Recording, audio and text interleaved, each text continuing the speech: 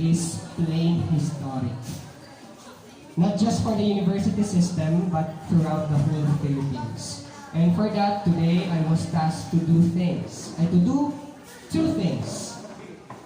Sharing and inspiring. Now, before I come to the my proper testimony, may I request every top-notchers to hold on to your parents tight because these are your stories. Hundreds of passers,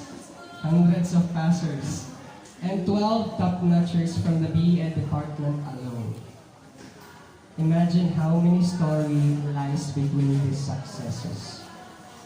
And on that note, let me start sharing.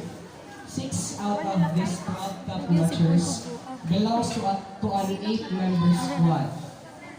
For those who don't know what is a squad, sa time namin, ang squad meaning a circle of friends. So, out of 8 circle of friends, 6 of them became top-notchers. Wow. While the other 2 had their own successes of being 2019 LET passers.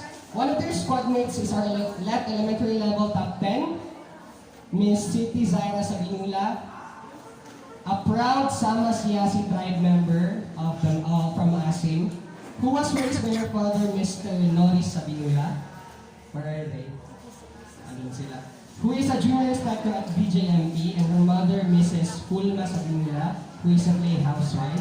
CP, our top 10, in her own words, achieved a goal that she never expected to achieve. And for that, there is one thing that she has proven. CP has proven that Allah moves in the most mysterious ways.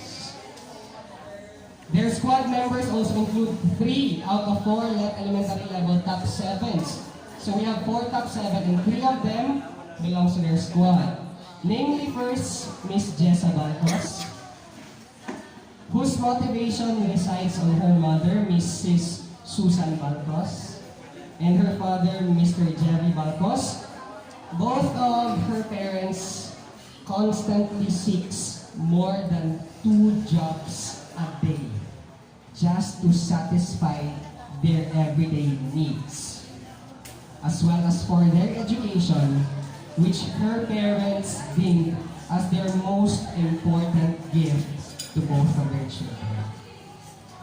Georgie Rojas, another top 7, a daughter of a local fisherman, Mr. Gregorio Rojas, and a very wise practical woman, Mrs. Jennifer Rojas, who both strives hard to let Georgie feel that she needs nothing more than her family. Most especially during the time when Georgie felt that she failed the exam and prompted her parents not to hope for her to pass. But look where she is now. She is being celebrated as one of our top-notchers. Nadia Ringi, another top 7. A Mindanao, a proud Mindanao, and a product of a broken yet very supportive family, who did not let her situation hinder her pursuit to education, with the constant help of her father, Mr. J. Friedingly, a bus driver, sir, and her mother, Mrs. Padilla Nawa, a school canteen vendor. So that this situation never hindered our top-notchers. Another member of their squad is our LET elementary level top 5, Darlene Jane Navarro, a daughter of a sikat driver. Mr. Frederick Navarro, hello sir, and a mini sari-sari store owner, Mrs. Jeline Navarro.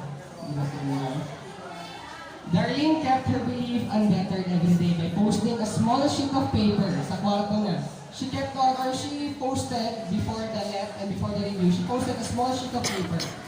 Ang nakalagay doon, Darlene Jane Navarro, September 2019, LET Top 8.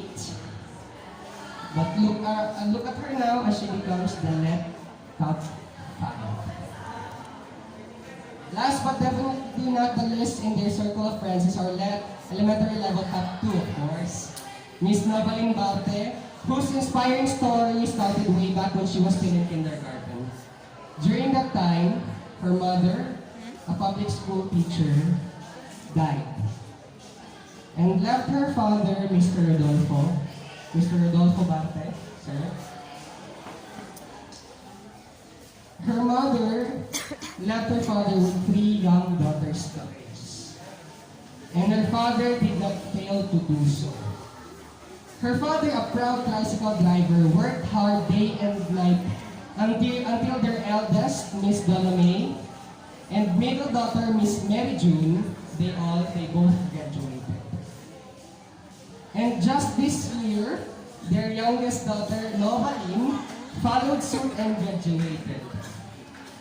Little did her family know that their youngest will give back to the rest, as she lands top 2 in the recent September national meeting.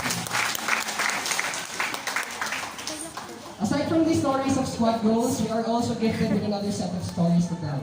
Let's start with this loyal and truthful warrior of God, Miss Shikaina Grace Cabanilas, our left elementary level top 8.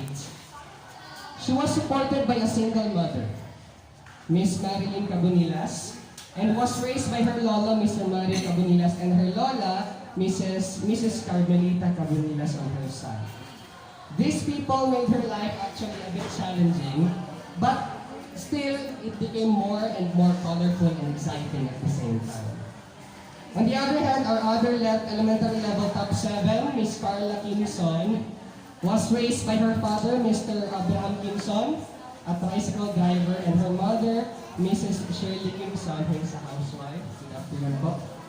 Carla, during the reviews, have had her breakdowns, fatigue, and discouragements during review. But never did she allow this to stop her from dreaming, because she knows that she has the greatest support system. Her friends, of course, right? Of course, her loved one, her family, and above all else, God. Our left elementary level top 6, Rosal May Montejar, has been living together with her twin sister, 2 other siblings, and her father, Mr. Gerardo Montejar. Who is a factory worker. During our college days, I can still remember, a news came out which changed Roselle's entire life. Her mother died, and this situation has been heartbreaking, not just for her family, but for her whole blockmates, the LGNB. Asan yung mga LGNB natin? Her blockmates helped her bounce back, and that motivated her to achieve even more. Now, next is Miss Dimple Mangalon, our left elementary level top 5. Of course, a proud Daan, raised by her father, Mr. Demetrio Mangalon, who is an ice drop vendor at Sarangani, and her mother, Mrs. Jemeline Mangalon, who is a housewife.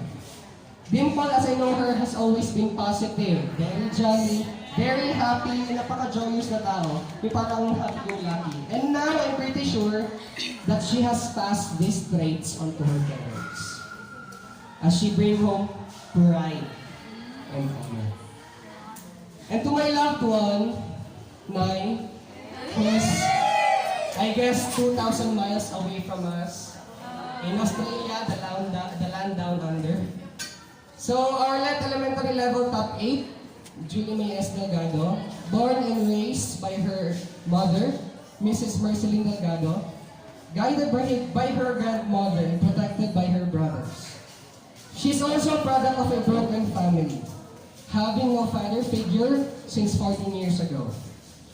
And with that incident, her mother tried her luck and became an OFW, away from her.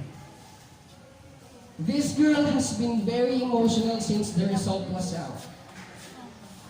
Mainly because of 2 things.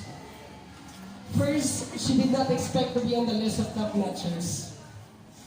But the second thing that made her very emotional is that she cannot be here with us to celebrate the success that we both bring to each other.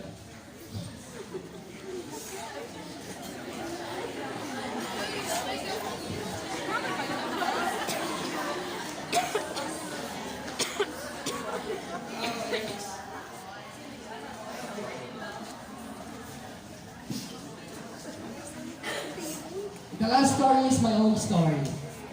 I am Canseco, your net elementary level top 1, a son of a construction worker, Mr. Lupino Canseco, and a plain housewife, Mrs. Eileen Canseco.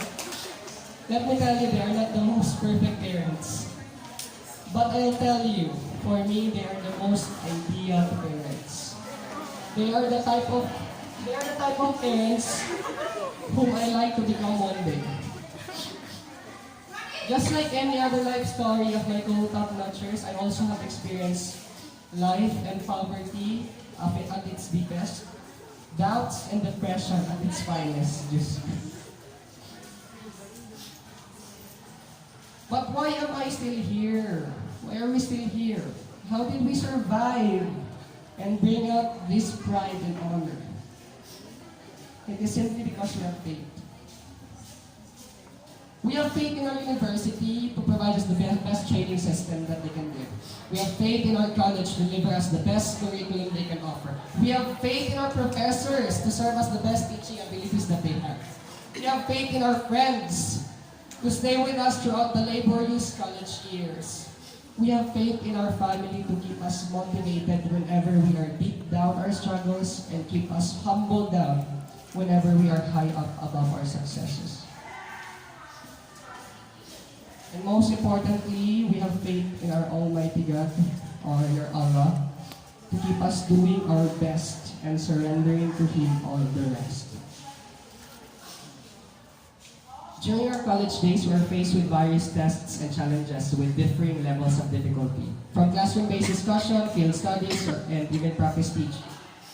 As generalists, we are also faced with diverse activities to train us in all subjects we need to teach in the field, such as Eco-Olympics. We have Eco-Olympics, right?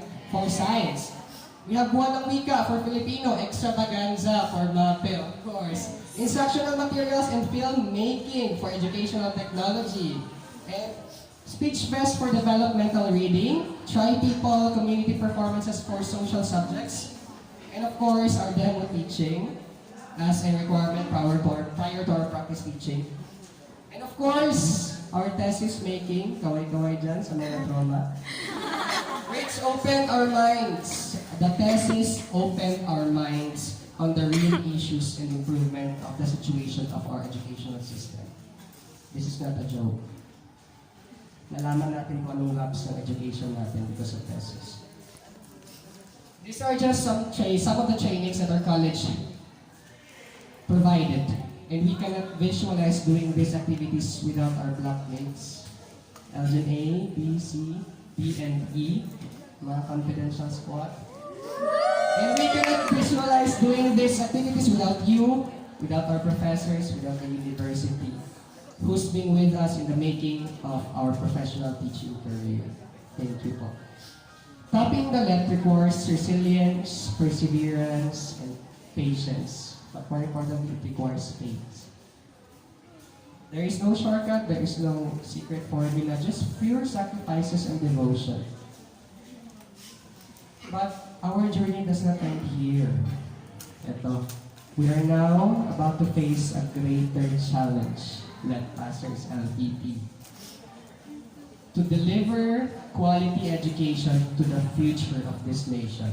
That is our greatest challenge. As we speak, we cannot deny the fact that our PISA or PISA, or your Program for International Student Assessment result, shows us the degrading trend in our educational system. And mind you, that is just one single challenge imposed to all of us licensed professional teachers.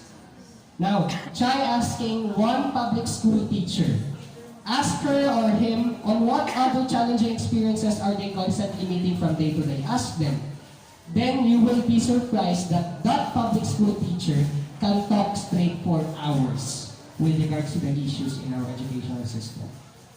The bottom line here, especially for our dear LTTs, let's help our government. Let's help our nation. Let's help most importantly our children. Let us ask ourselves, how can we serve them? How can we contribute to their future? How can we make change in our own little ways? Now that's the challenge.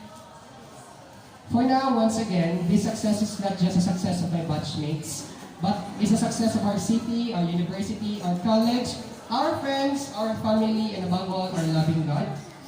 Because of all of you, we are now left passers.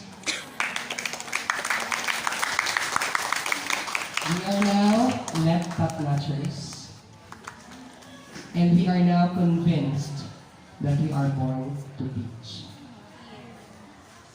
Congratulations to all the left top-notchers and passers, and to the future takers of LET, always be passionate and God bless you. Kudos, MSU Delta City, and Shukran, both of you, Pagay.